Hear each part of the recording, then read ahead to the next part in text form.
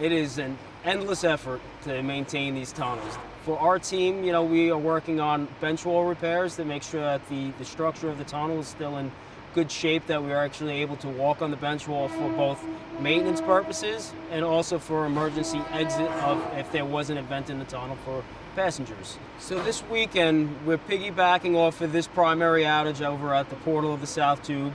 The repairs we do on a regular weeknight, we have such a short window to work. It's mostly chopping and remove any of the loose concrete that would be a tripping hazard or a hazard to passing trains. And we will come back at another time to actually do the physical repair. This is a genuine opportunity for us where we're actually able to get a decent amount of work done in the tunnel because of this 55-hour outage. This includes doing an actual concrete pour, installing formwork, which doesn't allow any equipment to pass through while the formwork is in place. So it's pretty unique for us to get this kind of an extended outage.